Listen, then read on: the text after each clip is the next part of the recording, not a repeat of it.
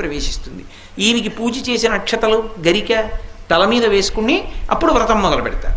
అప్పుడు నిర్విఘ్నంగా జరుగుతుంది. లేకపోతే ఏమైనా ప్రతిబంధకం రావచ్చు. ఎంతంత పెద్ద పెద్ద విఘ్నాలవనివ్వండి ఆయన తీసేస్తాడు. అది ఎంత పెద్ద విఘ్నం కానివ్వండి, ఆయనని తలుచుకుంటే మాత్రం ఇంకా విఘ్నం నిలబడదు. ఆ విఘ్నాన్ని తీస్తాడు. అందుకే ఒక్కొక్క దేవాలయంలో 2 విఘ్నేశ్వరులు ఉంటారు, 2 వినాయకమూర్తులు ఉంటాయి.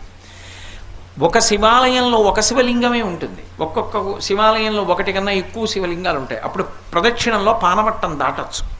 సరే, ఇప్పుడు శైవాగమానికి సంబంధించిన విషయం ఎందుకు, కానీ వినాయకుడు సాధారణంగా ఒక్కడే ఉంటాడు, ఉండాలి కూడా. కొన్ని చోట్ల ప్రత్యేక సందర్భాలలో ఇలా ఎందుకు పెట్టారండి అని మీరు అడిగారు అనుకోండి, వాళ్ళు చెప్పలేరు. కానీ ఒక్కొక్క చోట ఒక్కొక్క ప్రత్యేక సందర్భంలో 2 వినాయకులు ఉంటారు. 2 వినాయకుల్ని ఎందుకు ప్రతిష్ఠ చేస్తారంటే